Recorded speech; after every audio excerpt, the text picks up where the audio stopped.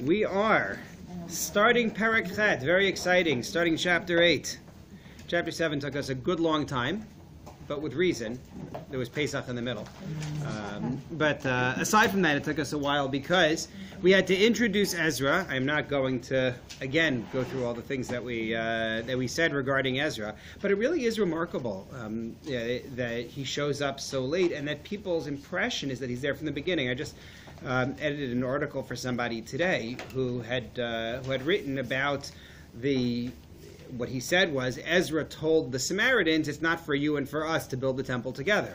But we now know, because we read chapter 4, that wasn't Ezra at all. Ezra was still in Bavel, in Babylon, and it wasn't him. But that's the way people talk, as though Ezra is the one who leads the Aliyah, and no, he shows up late. He's there after they complete building the Beis HaMikdash, after they finish building the temple. And last week, we read Artaxerxes' decree, the royal decree, which empowers Ezra to do basically whatever he wants, right? He's given great wealth to bring for the needs of the temple in its early stages and for the ongoing needs as well, licensed to be able to take the temple's ongoing needs from the local tax collection. He's also given the ability to judge cases as he sees fit and to punish people as he sees fit. Anything he wants, basically, is given to him. And what we're going to see now in Perek Chet, in chapter 8, you see the outline of it on the sheet, is after the end of the chapter in which Ezra offers his thanks to God. We're going to get this list of names of people who joined Ezra on his journey. We're going to see the problem of populating the Beit HaMikdash. Ezra is going to discover that he has a shortfall in one population which he needs, and we'll see how he deals with that. Then we get his prayer when they're ready to set out. He assigns the gifts that they're bringing to the Kohanim and Leviyim to bring to the Beis HaMikdash, to bring to the temple, and then the journey itself, which we're not going to get to. So we won't finish the chapter this week, but I do expect to move relatively quickly through it because again we've laid a lot of the groundwork that will take us through this. So we start with a name list. Just like we had back in chapter 2 with the original journey, we now get a list of who comes with Ezra. And our question has to be, why are you going to give me a list of names? Who needs a list of names like this? So first let's look at the list, and then we'll have to ask the question of what it's doing here. What is its purpose? Chapter 8, sentence 1, if you're using the Stone Tanakh, it's page 1831. Looking at those names, if you try to read some of those in the English, you're really better off in the Hebrew. All right, fine. Ve'ela rashei avosehem v'hisyachsam. Here are the heads of the families. Here is their yichus, their association, right? We usually render yichus as some form of lineage, although really it's a broad term. It doesn't mean biological lineage per se. It means association nonetheless. These are the heads of the families and their associations. Ha'olim imi. Those who came with me in the reign of Artaxerxes the king from Bavel. Notice that he mentions his sponsor, right? In other words, it isn't those who came with me from Bavel, the ones who came with me in the reign of this king, because as we noted last time, Artaxerxes is generous. Artaxerxes is very helpful. He's still the king and you're still a citizen of his. And so you had better make sure that you give credit where credit is due, and mention the king in this. So here's the list of those who came with me. Remember, Ezra speaks first person when he takes over the book. Mibnei Phinehas Gershom, Mibnei Isamar Daniel, Mibnei David Chatush. These are names of that ring a bell here. Right, the names Pinchas, Itamar, David, these ring a bell. It doesn't mean that these are descendants of the famous ones who we know from Tanakh, but those names certainly do recur in and among the Jewish people. So we get some pretty familiar names in the bunch: Pinchas, Itamar, David, Daniel for that matter, Gershom for that matter. These are also Jewish names. Chatush is the only one that you look at it and kind of scratch your head. Where'd that one come from? Why isn't that a popular name? Why does anyone name their kid Chatush? I can't imagine why. Yes. Absolutely. We have to tell people there's a skula. You name your kid Chatush. It's good for something. Okay. The only kid in the class with that name. What? That would be the only kid in the class with that name. Yes, indeed. Mibnei Shechania, Mibnei Parosh, Zechariah, Ve'imo Hisyaches, Lizcharim, Me'ava Chamishim. From the descendants of Shechania, from the descendants of Parosh, Zechariah. The way Rashi reads this line is that it's one family. The sons of Shechania, the sons of Parosh, Zechariah is the head of the family. Ve'imo Hisyaches Lizcharim Me'ava Chamishim, and with them 150 males. The Ibn Ezra Mitzudat David say that's not the way to read the line. Rather, it's from the descendants of Shechania, who is from Parosh. And the reason why the text needs to do that is because in sentence 5 we're going to have a different Shechania.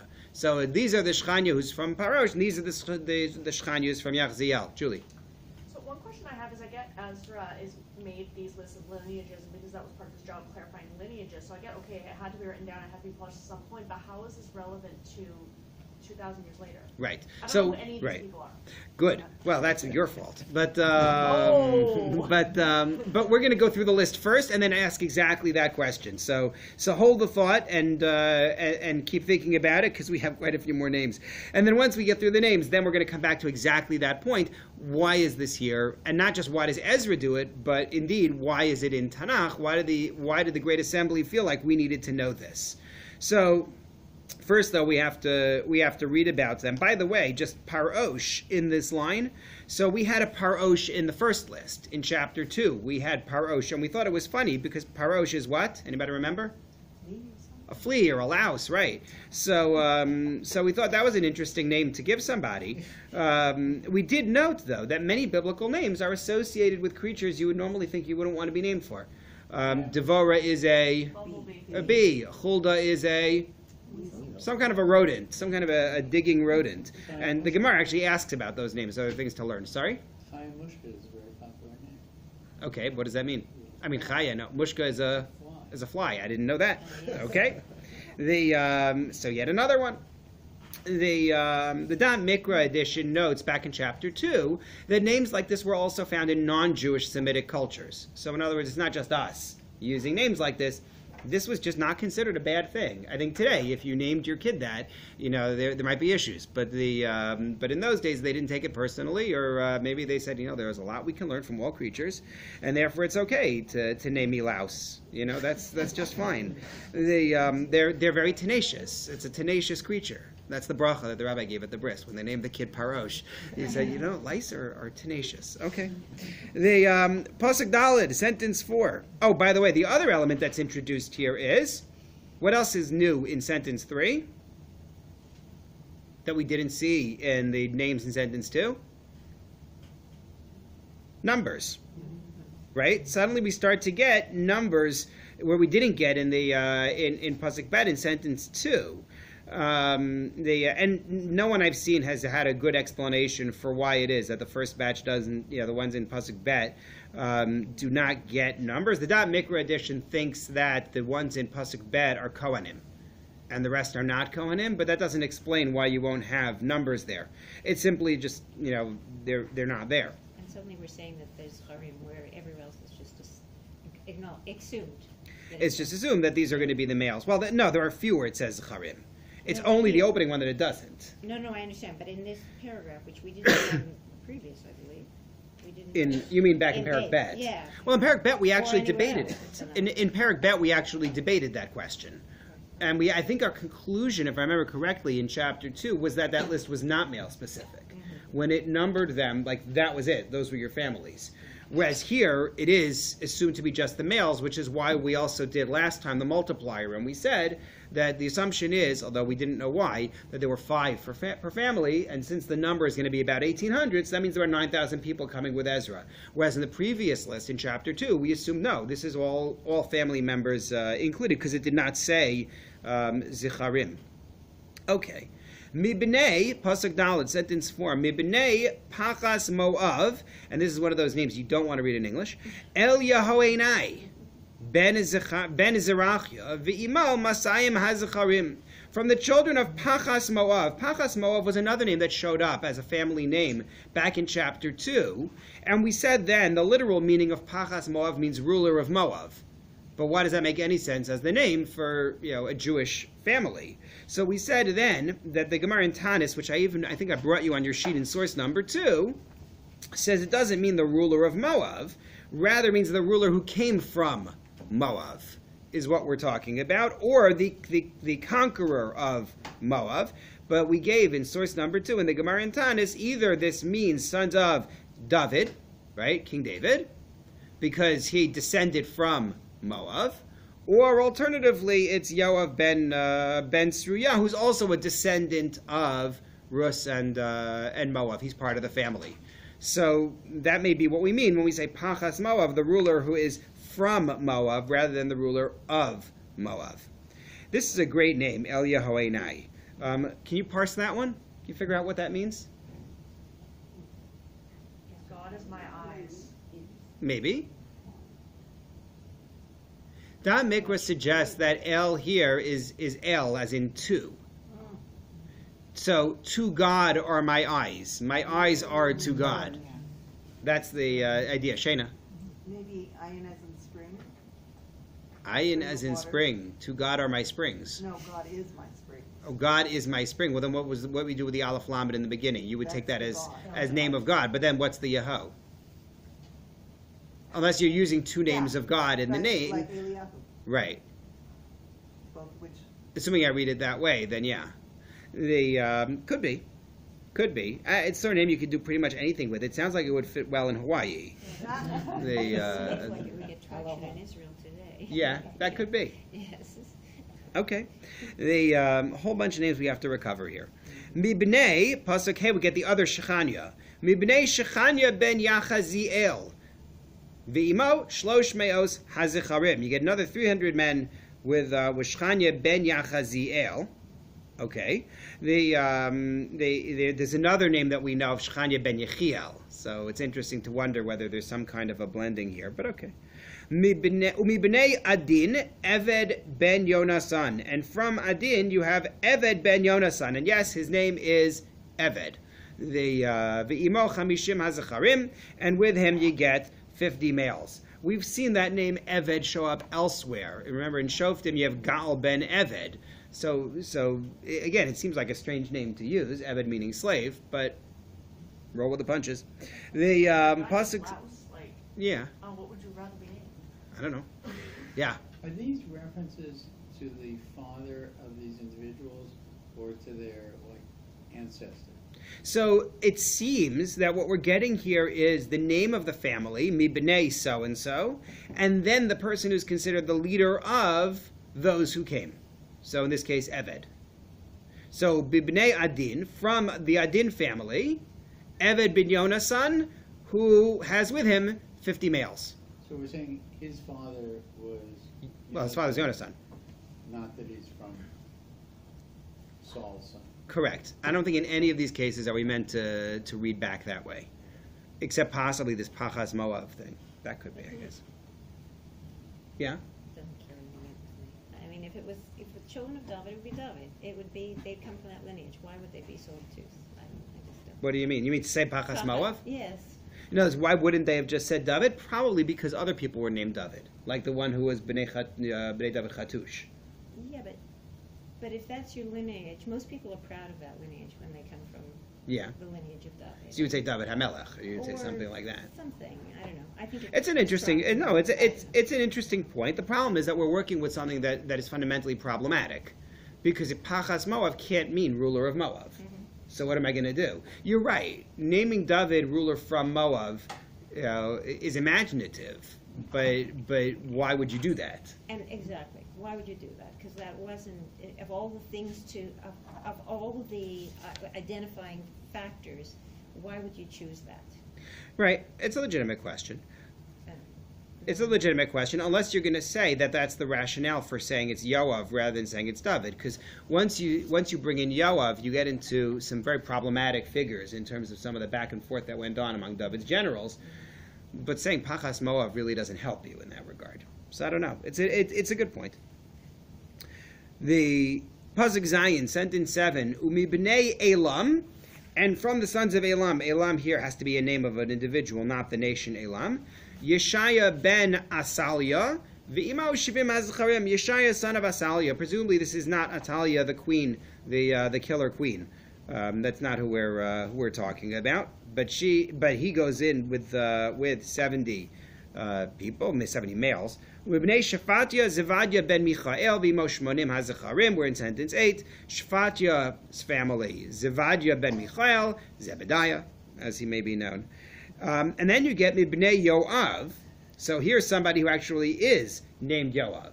And here the Gemara in Bava Basra actually thinks this is Yoav the general that we're actually talking about. So it disagrees with that view clearly from Tanis. But Mibnei Yoav, Ovadia ben Yechiel, v'imo Masayim u'shmona asar hazicharim. He's an overachiever, 218 males. Umibnei Shlomit ben Yosifia, Shlomit as a man's name. V'imau Mea v'shishim hazicharim, another 160 males through that. And then Umibnei Vevai, Zechariah ben Bevai, V'imau esim u'shmona hazacharim. Zechariah, who's the son of Bevai, along with 28 males. Umibnei Azgad, Yochanan ben Hakatan. Azgad is a good name. They remember, what does God mean in the Torah? Luck, right? Mazel. There's actually a God. There's a deity, among the idols, who's known as God. Harachim lagad shulchan. But here I would use God in the same way that Leah does when she names the kid Ba God. She isn't saying that it's the idol, the deity, but just saying, wow, mazel. The Az God, mazel, strong mazel. The Yochanan ben Hakatan. Don't call me shorty. V'imo Mea v'asar azcharim, with 110 males.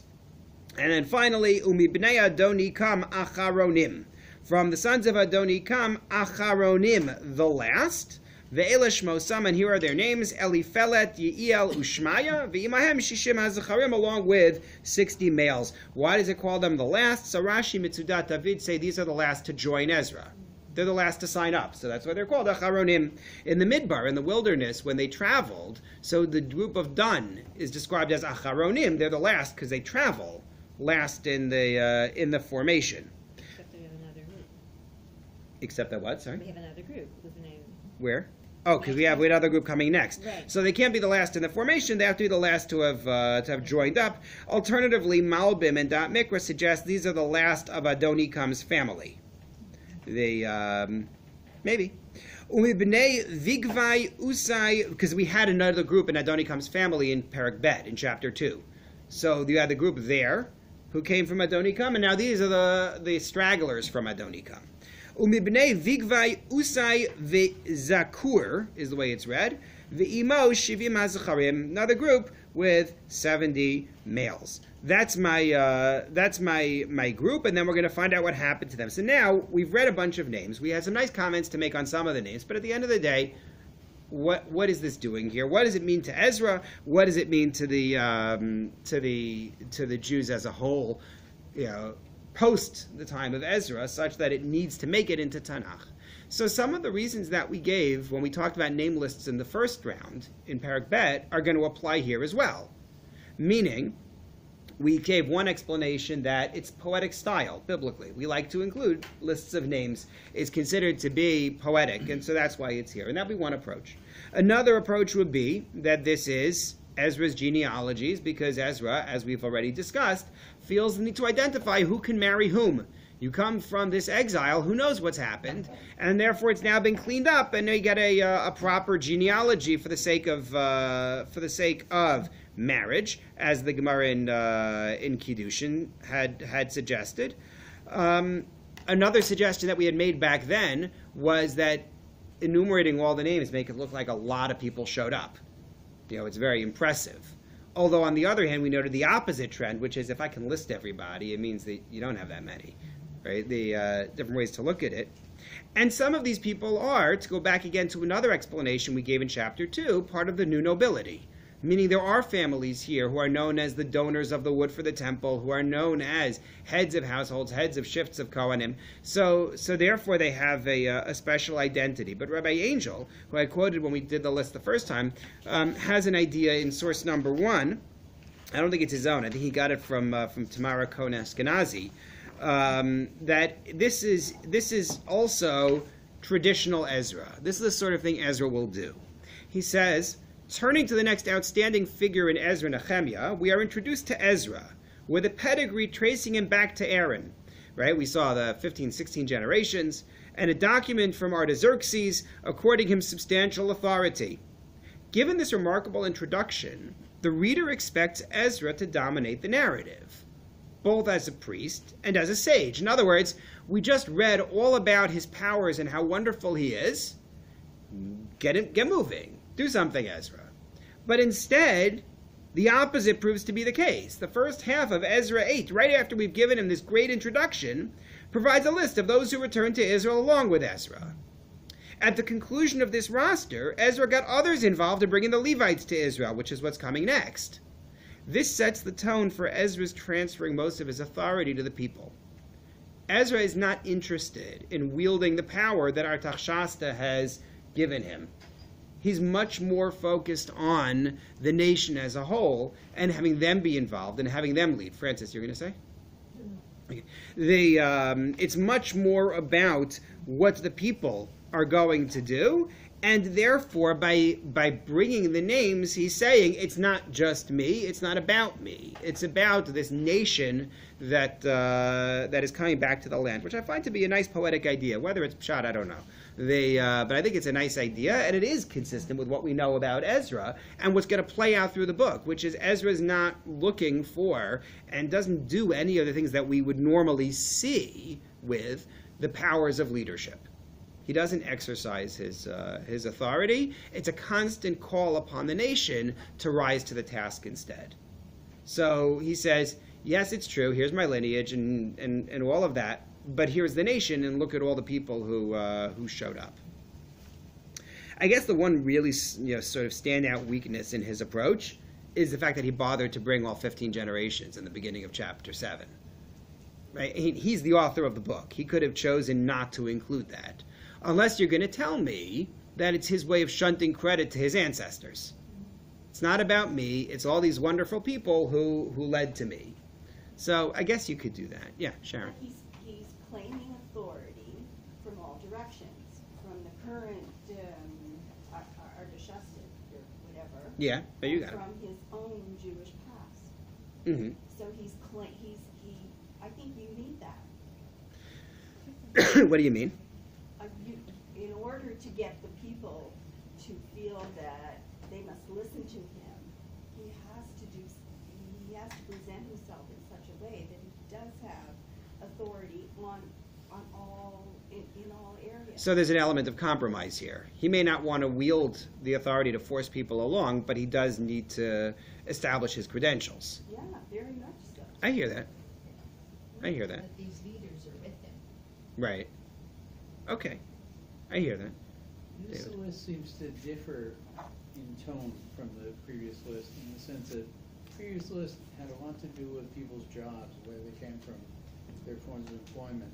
This Mhm. one actually reads like a mini version of a list of a census of tribes going through it. There's so many, these are the heads of the group, and these are the numbers that came with them. Right. It has a much different feel to it. Right. It feels less like an official register. I mean, it's very dry, as opposed to the other It just sounds one. very biblical, actually, in the sense that we took Okay. the census. I'm good with that. There were, 72,000 of the tribe of Shimon, and their leaders were. Right. It's reminiscent of it in tone. Right. I hear that. I mean, it's not the same as the first list. The first list also has a diversity you don't see here. Yeah. It's a much bigger list, and it's a more diverse list. You have the mamzerim and the chalalim and the this and the that. It's true. Actually, mamzerim aren't in that list, but you have all the different. The Nesinim. You have the servants of Shlomo. You have. Yeah, it sounds like you have a group of people that are actually there to work. In the Mhm. first one, these people are there to travel. Okay, could be. They have occupations. Right. Not sure. I would like to see. I don't know, I'd have to really put them side by side and take a closer look to see that. I hear what you're saying. Okay. So Ezra has his list here of who is with him. He identifies the males, and then we multiply out to try to get to the sum of the population. And now we get to the issue of populating the Beis HaMikdash, populating the temple. Let's see what happens here. Sentences 15 to 20. Look at that. We covered 14 sentences. Just like that. Is this list in any order? Not that I could tell. No? It could be, but I couldn't discern any order here because we don't know enough about the families. We don't get what tribe they're from. We don't, there's no clear hierarchy. It's certainly not alphabetical. So I don't know. V'ekbetzem el hanahar haba el ahava. I gathered them, Ezra says, to the river which comes to Ahava. Ahava is a place. Mikra suggests that it's east of the Euphrates. Okay. In other words, they're not yet on the way. They're getting themselves together. So I gathered all of these people. V'nachane sham yamim shlosha. We camped there for 3 days. Va'avina va'am uvakohanim. I examined the nation and the Kohanim. Avina. I worked to understand who's there. Ubi b'nei Levi lo matzasi sham. But you know what I couldn't find? I couldn't find Leviyim. And when he says Leviyim here, he doesn't mean tribe of Levi, because Kohanim are tribe of Levi, but he means the Leviyim, the guy who gets the second Aliyah. That's what he means. The people who are supposed to do the work of singing, holding the doors. That's Leviyim. We've talked about them. He says, I can't find them. Uh-oh. V'eshlachala Eliezer la'Ariel l'Shmaya ula Elnatan ula Ariv ula Elnatan ula Natan v'li Zechariah. You did see 2 Elnatans there.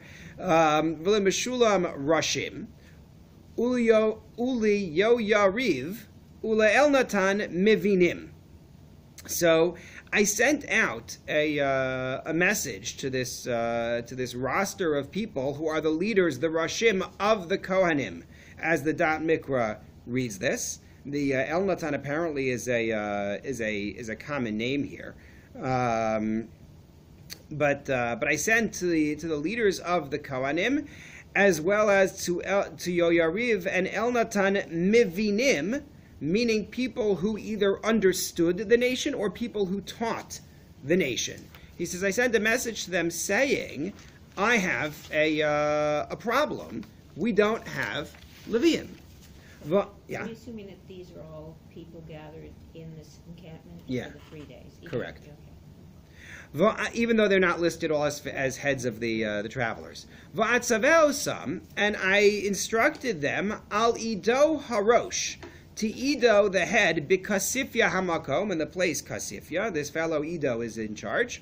V'asima b'fiem dvarim, and I gave them words, l'daber al Ido, to speak to Ido, achiv hanesinim b'kasifya hamakom, and to his brothers, the Netinim of that place. The Netinim worked for the Beis HaMikdash. So I sent a message through these leaders to the head of the Netinim, lahavi lanu misharsim lebeis Elokeinu.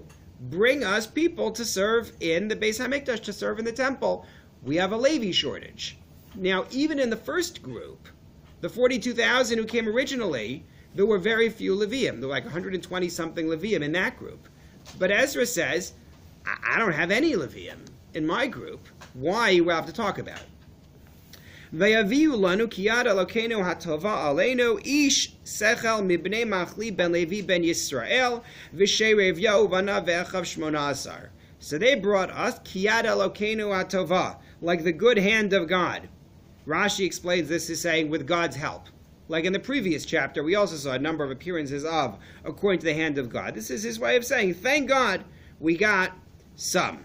We have 18 Leviyim from the family of Machli ben Levi.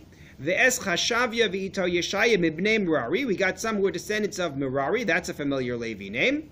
Echav, his brethren, Uvnehem, and their kids, Esrim, 20.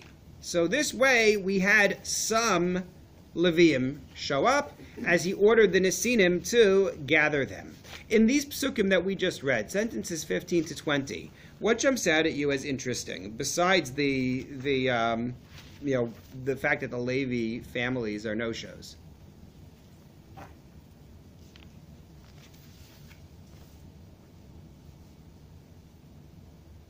Yeah, Julie. I have a question. And are the Leviyim no-shows because just the Leviyim happen to not want to come, or there are legitimately no Leviyim to come?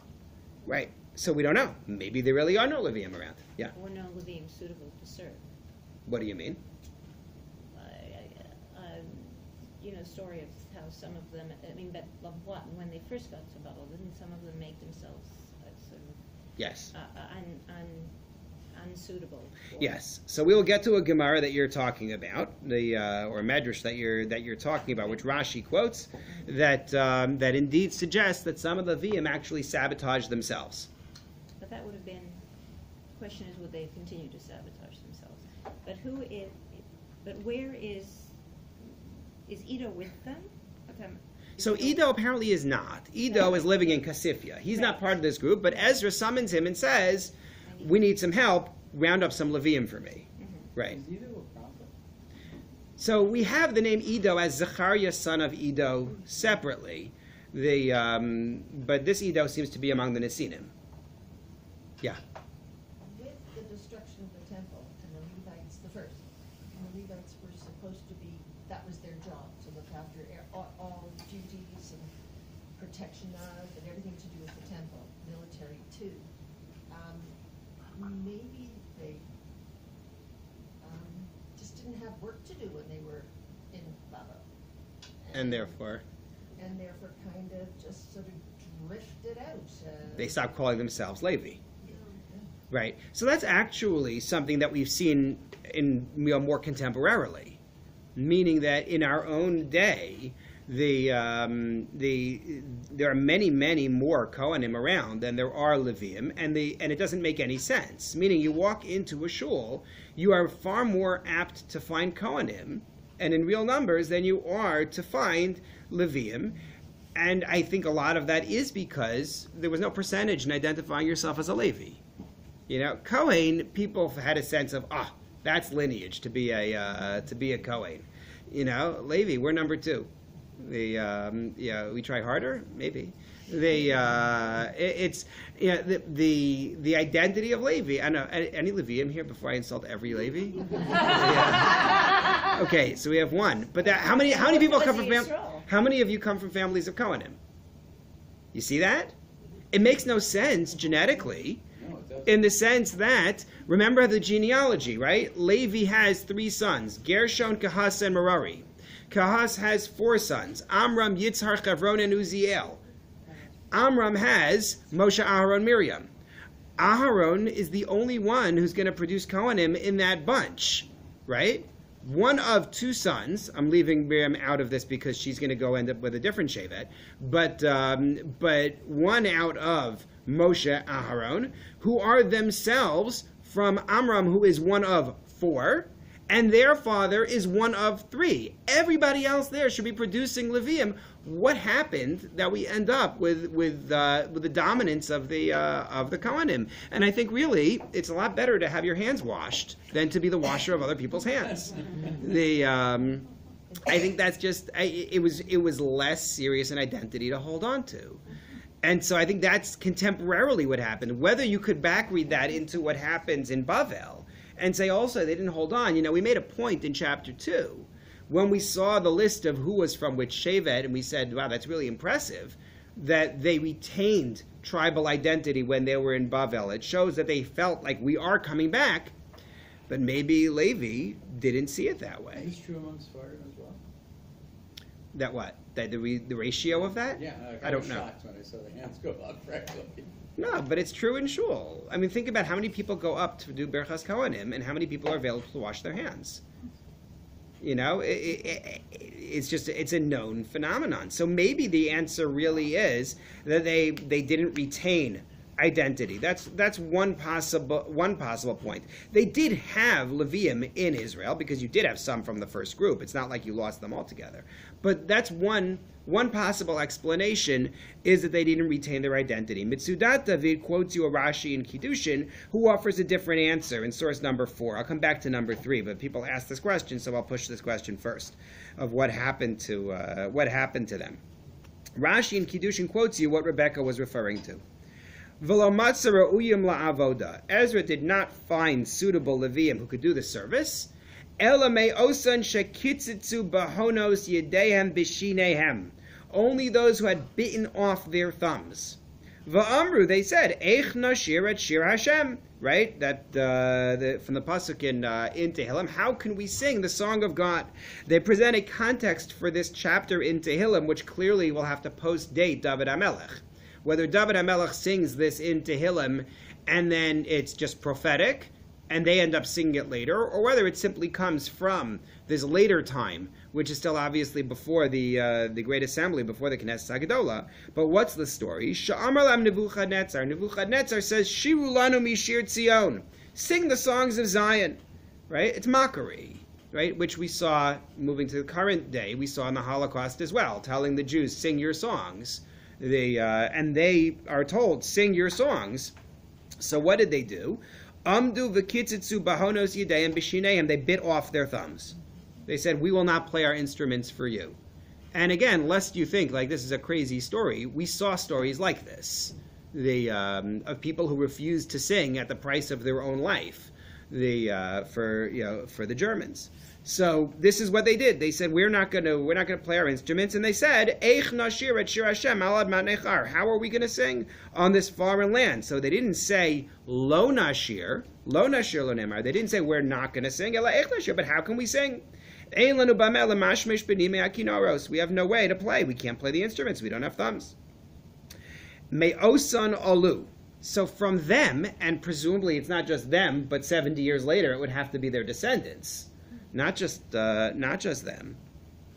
So those are the ones who came back. Umenaksherim lo matzah, but Ezra did not find anyone who would be able to serve. Lefisha yoshim b'Bavel b'shalva, because they were sitting in comfort, in tranquility in Bavel. V'ha'olim b'Yerushalayim, and those who came back to Yerushalayim, hayu ba'oni, they were suffering. Ubetarach hamalacha, they're straining with work. Ube'emas kol svivoseh, and they're afraid of everybody around them. It's a beleaguered group that has come back, and Ezra says, I need somebody who can actually come serve. So that's what Ezra is looking for. According to Rashi and Kiddushin, they didn't have people who could serve, and that's what he is looking for. The Dad Mikra offers a very interesting third possibility that I have not seen anybody else suggest about what it was that happened with the Leviyim. And he points you to Psukim in Yechezkel, which I referenced here in source number 5. Take a look, please. It's worth seeing it. Yechezkel chapter 44. If you're using the Stone Tanakh, page 1317. Yechezkel speaks to the Jews who are in exile. And it sentences 9 to 14.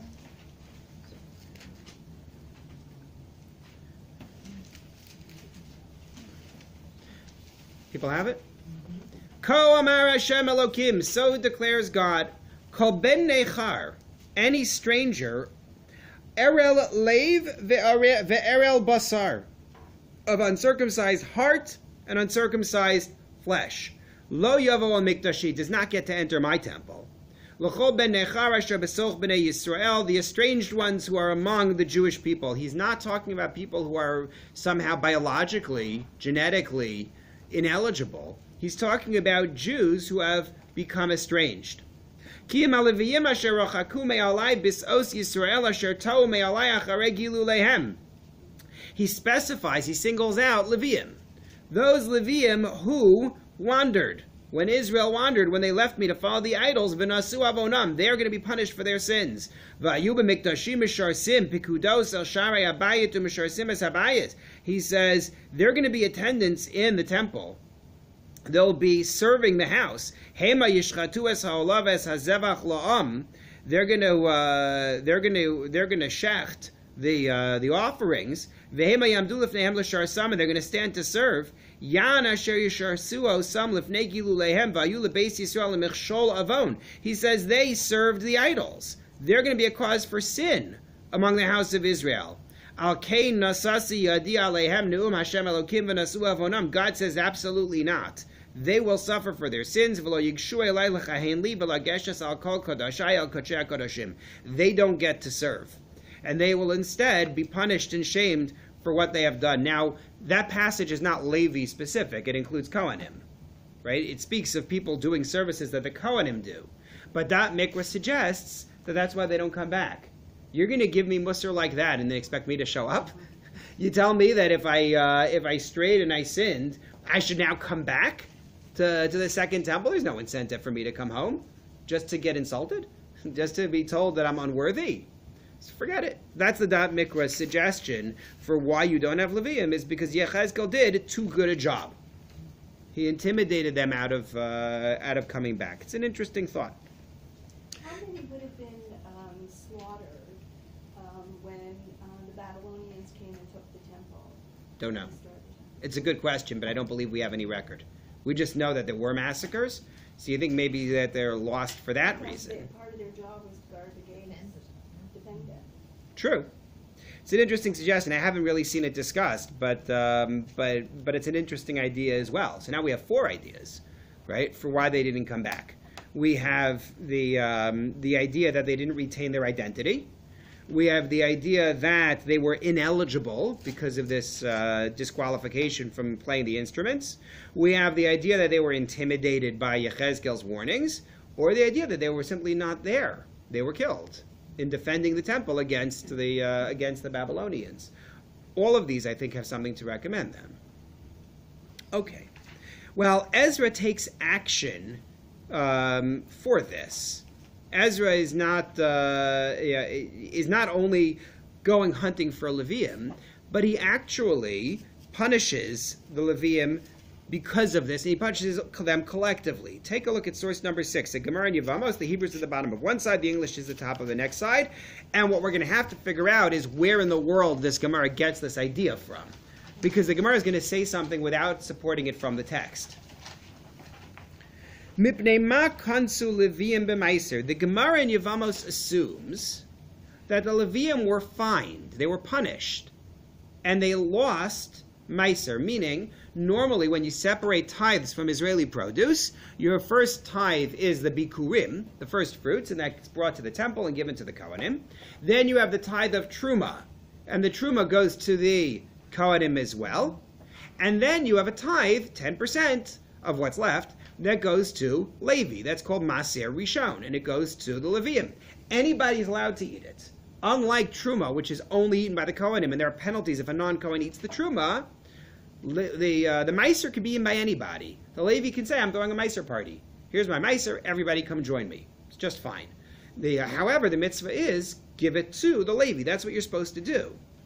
However, by the time you hit the second Beis HaMikdash, the Gemara assumes, Leviyim aren't getting the maaser. Maaser is given to others. Who exactly we'll see in this passage.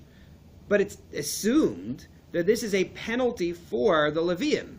And the Gemara wants to know, why did you take away maaser from Levi?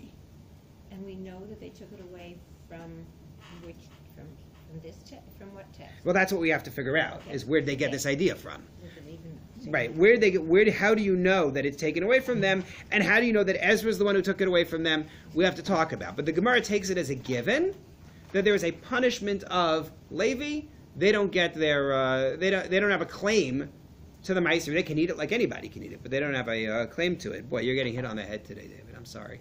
There's a tradition in Jerba. In Tunisia, yeah, That Jerba was an island of Kohanim, no? Tunisia. Kohanim and Leviyim in the first temple. Yeah. And I don't know the source from this, to tell you the truth, but there was a request, and maybe this is part of it, that they return. Mm-hmm. And that they sent, my understanding was they sent Kohanim from Jerba, who were ritually pure Kohanim. They Yeah. stayed Wow. only marrying within their own tribe, etc. And that they refused. They said the temple is not proper. It's not kosher. Mm-hmm. And that they were cursed. And the curse, this is hard for Leviyim, because the Kohanim said it was impure, was the Leviyim were wiped out. It was a plague.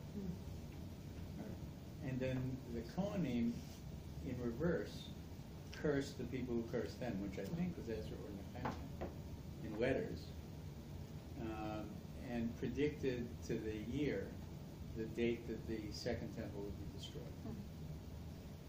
This I don't know anything Not about. everybody wanted to go back, and not Yeah. everybody felt the temple was kosher. It's a fascinating story. I would love to see something in terms of where this is I'll try and get it written for you. up. Yeah, I knew about Jerba claiming to be Kohanim. I didn't know anything about the rest of the Originally it was story. Kohanim and Leviyim. Okay. And then the Leviyim got wiped out right around this time in history, apparently, in Jerba. Okay, so at this point we have problem upon problem for Kohanim and Leviyim in the beginning of the Second Temple. Okay, I feel bad for them. The source number 6, Mipnei ma kunsa Leviyim b'maiser. So why did they take away Maiser from the Leviyim? Pligi ba Rabbi Yonasan v'Savaya. Rabbi Yonatan and the elders debated this. Chad Amar, one said, Shalo alu b'mei Ezra, because they didn't come back in Ezra's time, therefore they lost Maiser. They lost the tithe. The Chad Amar, and the other said, no, it wasn't a punishment for them. It was Kadesha Yismachu Kohanim Alav Bimei Tumasan. It was actually given to the Kohanim, and the point was, you're not allowed to eat Truma if you are ritually impure. So what are the Kohanim supposed to eat? They're broke. They don't have any land. What are they going to eat? So therefore, it was an attempt to support the Kohanim by giving them the maaser of the Leviyim. Who's supporting the Leviyim? Well, the argument would go that that maaser is 10% of your produce, so there's a lot there. There's enough to go around. If it can support Levi, it could also support Kohanim who are impure. To which the Gemara says, well, wait a minute. If you take the first view, I understand. They didn't come back, so Ezra says, you lose the maaser. That I get. But if it's for the sake of supporting the Kohanim, Mishum Kohanim Kansinu Leviyim, Leviyim have to suffer. Create a new tithe. Right? Make some other new gift to Kohanim support fund. It's also not a new phenomenon. The Kohanim are tamei at some times. Right. That's another point, right? I mean, this could have been made 500 years earlier. Why did you do this now? Ella, rather, Kule Alma Knasa Shalo Alu Bimei Ezra. So we drop the idea that it's a support fund for the Kohanim. That's not what this is. It is, in fact, a penalty for Levi because they didn't come back in Ezra's time. V'hacha b'ha kamiflagi, and this is the debate. Mar savar knasa la'aniyim. One view says that it was a fine for it was a fine that was then given to paupers in general. Umar savar kohanim b'mei tumasan aniyim ninu, and the other one said no, it didn't mean paupers in general. It was the kohanim when they are impure, because at that point they're paupers, because they don't have the means of survival. But in other words, what's happening is this Gemara takes as a given that the Leviyim lose maaser, and there's a debate. They lose maaser, and that it's because they didn't come back.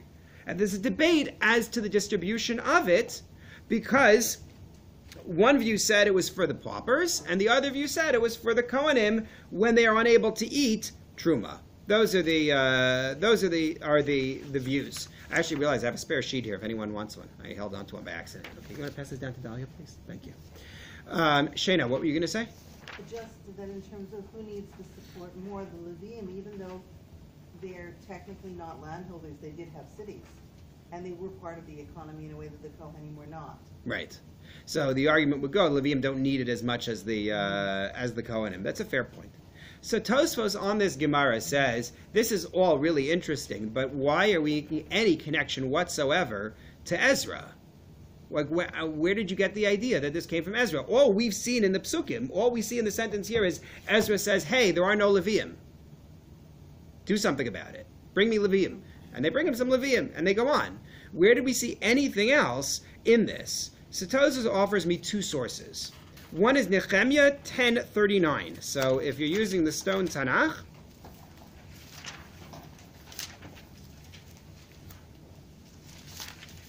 you want page 1863.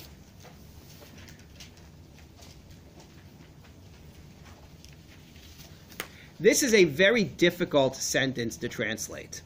V'haya hakohen ben Aharon im haLeviyim ba'aser haLeviyim v'haLeviyim ya'alu es maaser ha'maaser leveis Elokeinu el halishachos leveis ha'otzar.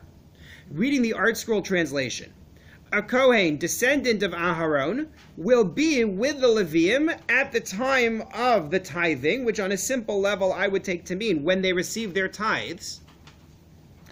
And the Leviyim will bring a tithe of the tithe to the temple, to the storage house, and that's ultimately going to go, it appears, to the Kohanim. Now, we know that the Torah states that the Leviyim have an obligation when they receive their maaser, they have to give 1/10 of that to the Kohanim. It's called trumas maaser. That's a rule. And it's an old biblical rule. It goes back to the rebellion of Korach. There is a tithe they have to give. So I could read this sentence and say there's nothing untoward going on here. Right? The Leviyim are receiving their tithe, and they're giving 10% of it to the house of God, meaning to the Kohanim.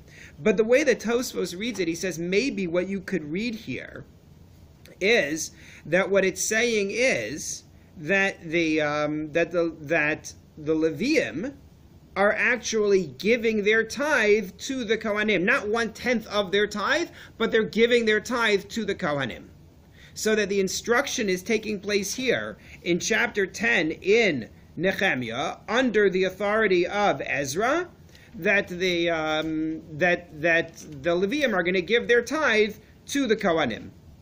That's a possibility. A Kohen is present, and the Leviyim shall give their tithe to the Kohanim. That's one source. Voluntarily? Voluntarily. Well, voluntarily because they've been told to. Oh. But doesn't it say maaser? They're being volunteered to do this. Yeah. Doesn't it say maaser, maaser? Yeah, and that will be the simple read of the sentence. Tosfos is struggling. He's trying to find something. A tenth of Yeah, the simple read of this sentence does not support the idea that they're giving their entire tithe away. It's simply a Kohen is present and the Leviyim will give him Trumas Maaser and that's it. That would have been the simple read. The other source he points to is Malachi. So you have to go back in Tanakh to the end of Navi in order to find this one. I gave you the reference on the sheet. You can see the verse number there in source number 7. But this is the end of Treyasar. It is page 1433 if you're using the Stone Tanakh. This is a classic sentence for a completely different reason. This is the sentence in which Malachi says to the Jews, test God with your tithes. See if he doesn't reward you for tithing. We're told normally you're not allowed to test God. Testing God is a bad idea. But here we're told you could. But the statement is, Haviu es kol hamaaser el beis ha'otzar. Bring all of the tithes, not 1/10 of them, to the Beit Ha'otzar, to the storage house. So you could read this as saying, bring tithes not to the Leviyim, but to the storage house, meaning to the temple, for the Beis HaMikdash, for the Kohanim, because it says there will be food biveiti, in my house, capital M, right? This is God saying, then there will be food for the Kohanim. So Malachi is saying, bring the food, bring your tithe to the Kohanim in my storage house. And keep in mind, the Medrash which we discussed way back when, that Ezra and Malachi are the same person. Because remember, Malachi is a prophet in the period of Ezra, right? He's after Haggai and Zechariah. We don't know his name. Malachi is not necessarily his name. Malachi can just as easily mean my messenger. You're in Malachi anyway. Go back to the beginning of the book and tell me where you see his name. Right? It says, Masad var Hashem al Yisrael biyad Malachi. But with the other Nevi'im, we tend to get so-and-so, son of so-and-so. And here you don't. And so the suggestion is biyad Malachi means in the hand of my messenger, because God speaks in the first person. If you look at the next sentence, he says, I loved you, right? It's God speaking, so that Malachi could be my messenger, in which case we don't have a name. Well, who would be around in that time, in this next generation of the Second Temple, who could give a message like this? Ezra, and there are other reasons why. We're going to see later on that one of the focuses of Ezra is the intermarriage of the Jews with the nations around them. That's also a major focus of Malachi in his 2nd chapter, where he talks about how they've married the nations among them. That doesn't have to mean they're the same person, right? There are 2 different figures operating in the land at the same time, facing the same problem. It doesn't have to mean Malachi equals Ezra. But Tosfos is reaching because he wants to know where do you have any basis for saying, as the Gemara just does, the Gemara doesn't even feel need to support it, to say that they lost their tithe in the days of Ezra. So he's offered you two different psukim, neither of which is a great source, but we need to have some basis for why the Gemara says this. The Gemara is making this assumption from something. So that's what he comes up with. One last note, because I see that we're running out of time here. But I brought you on your sheet. Go back to source number 3. This was also interesting. No one really picked up on it here when I asked you any questions. Ezra says, I gathered them all to this place, and then we waited for 3 days. Why'd you wait for 3 days? Yeah, we always wait for 3 days. 3 days before the Akedah, 3 days before Har Sinai, 3 days before Esther goes to Achashverosh. We like 3-day waiting periods. We have this notion of 3 days for a transition, and the truth of the matter is it comes up all through Tanakh. I've discussed it in other shiurim. 3 days for Yonah in the fish, right? We have this idea of 3-day transition periods in general as a theme in Tanakh. 3 days. 3 Akbala, right? The 3 days before the Torah is given, 3 days before we get to the Yam Suf. Like there are a lot of 3-day periods, and you can read it that way. 3 days before the yard side of Aaron. 3 days before the. Oh, you mean he's waiting 3 days because he wants to get to that? No, his initial gathering is the 1st of Nisan. This is the 12th of Nisan that he's waiting for at this point. And you could simply say he's waiting 3 days because he wants to see who's going to show up. You know, especially knowing there are no Leviyim, so he's waiting 3 days. Let's see who gets there. But the Gemara in Eruvin, source number 3, uses this as an association for a rule that they practiced in the days of the Gemara that we don't practice today. Rabbi Elazar says, "Haba min haderech al yispalo shlosha yamim." When you come in off the road from a journey, wait 3 days before davening Shmona Esrei. And he gives you this source here because Ezra is going to recite a prayer, so he waits 3 days after he's gathered everybody before he does it because he's brought everybody from around Bavel to gather in this place. He wants to wait 3 days. You don't have proper concentration when you come back off of the road. You take a long trip. People today drive by car. They don't know from what it means. Even jet lag. You're riding on a horse or a donkey or whatever it is from around Bavel to gather in this place. You can't possibly concentrate properly on prayer at that point. The reason why we've dropped this is simply because people would never daven. Oh, I can't concentrate right now. Sorry, Rabbi. It wouldn't work. So therefore, we just say, you know what? Daven and do your best. But in the days of the Gemara, that was it. And they associate it with Ezra and this 3-day waiting period before he's going to recite the prayer, which we're going to see next. So what we've seen then today is the bulk of chapter 8. We saw the name list, which has meaning in their day, perhaps from a genealogical perspective of let's make sure everyone knows who they can marry and where they're from, but has greater overtones through the generations in terms of establishing the identity of these great leading families, in terms of stressing the value of the people over the value of Ezra per se, the different explanations that we gave then. And then we find out that we have a problem because there are no Leviyim, and he has to summon the Netinim and tell them, go bring me Leviyim, and he gets some Leviyim. And maybe they're not there because they're embarrassed and afraid because of Yechezkel's criticism. Maybe they're not there because they made themselves ineligible to serve, or they are there, but they're ineligible to serve, and therefore they're not much use for Ezra. Maybe they didn't retain their identity. Sorry? Why are they ineligible to serve? The people who had cut off their thumbs. They can't play the instruments. If you have a moon. But there's other... Oh no, not as a mum, but physically you can't play the instruments. Mum is not an issue. Yeah, the mum is not the problem, but they can hold the doors. I guess they have 8 fingers left. They could sing. It's kind of gruesome. Maybe it's because they didn't retain their identity. That could be. And maybe it's because they were killed by the Babylonians in defense of the Beis HaMikdash. But the bottom line is that they are not there, and Ezra goes looking for replacements, and he also finds the Leviyim as a tribe according to this Gemara, saying you're not going to be entitled to maaser, and we saw two hints for it. One in this pasuk, which we're going to get to again, God willing, in Nechemiah b'mehera b'yameinu, and the other being the pasuk in Malachi, taking the view that Ezra is Malachi. So we'll pick up with this, God willing, next week as Ezra recites his prayer and they get ready to actually make the move to return to the land. Thank you very much.